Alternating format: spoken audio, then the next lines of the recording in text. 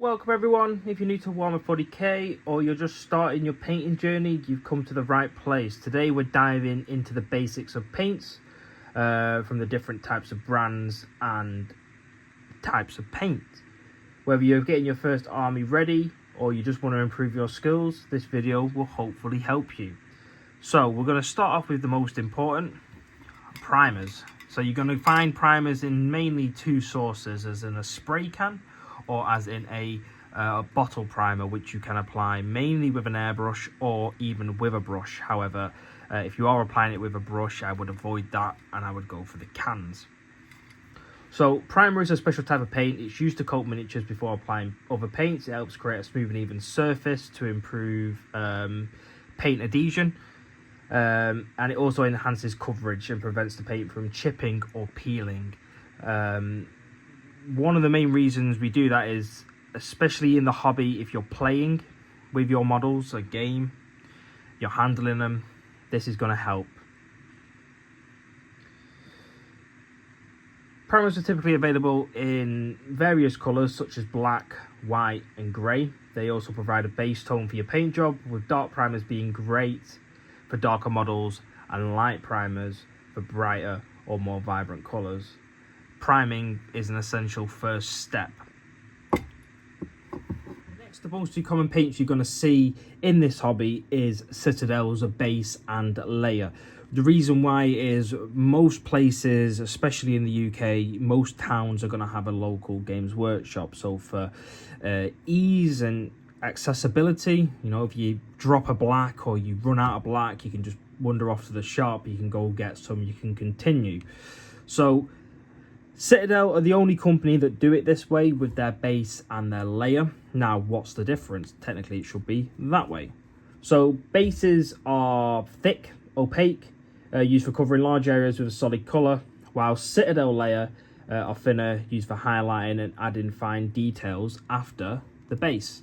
So, to cut it short, there's no different. It's paint. This is a bit thicker, this is a bit thinner. However, you could also paint with a layer and remove that.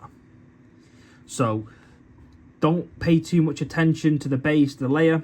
If you're starting out, I would just follow this just so it's easy for you, but as you get a bit more experience, you'll certainly know that there's not much difference. Next up, we have the washes slash shades slash contrast slash speed paints. A lot to take in, but it's not that complicated. You have companies name things differently. So Citadel, you're going to see shade. For instance, Army Painter, you're going to see wash. What's the difference? None at all. It's just a terminology. Effectively, shades are washes that are meant for adding depth after a base coat. So you would apply your base coat, you would then apply a wash over the base coat. The wash then settles in the recesses and in the edges of the armor more. And then when you come over with your layer, you can just go over the bits that are still a bit lighter and leave the darkness, leave that depth in the shadows and in the recesses to add definition to your model.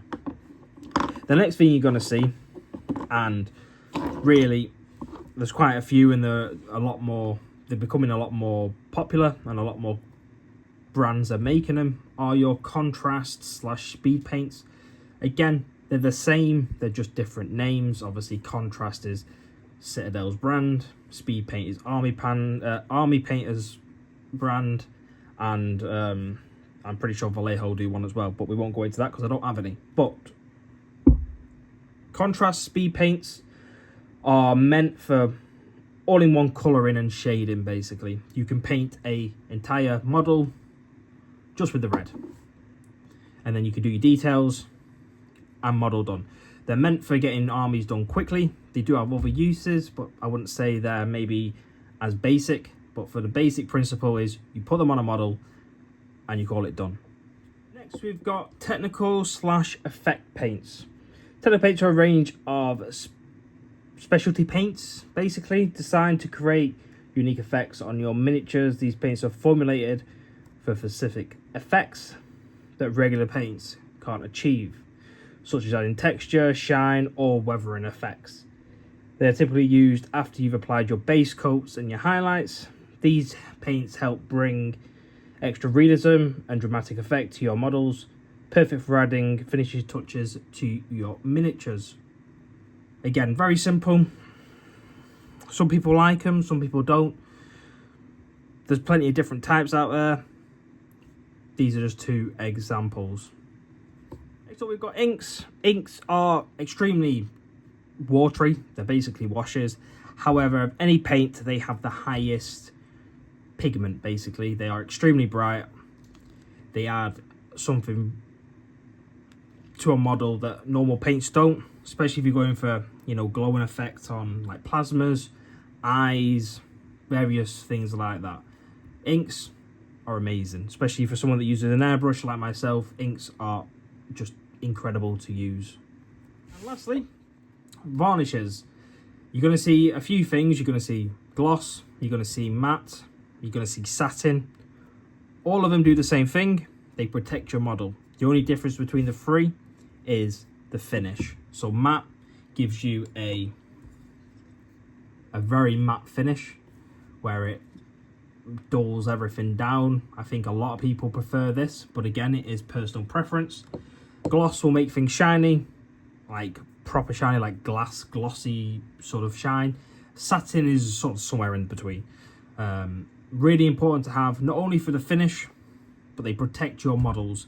And if you're going to be handling them a lot by playing games, you're going to want to do this, because with this and the primers that we first did, should give your paint enough durability that it's not just going to peel off or chip off or flake off when you are moving your models.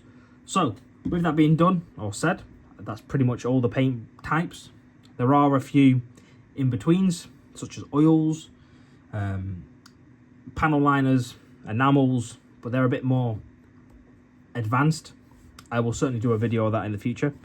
I hope you've liked this video. I hope you found it informative, helpful. If you have any suggestions or anything you want to see or you're not sure, let me know in the comments. If you've enjoyed, don't forget to subscribe, and I'll see you guys on the next one.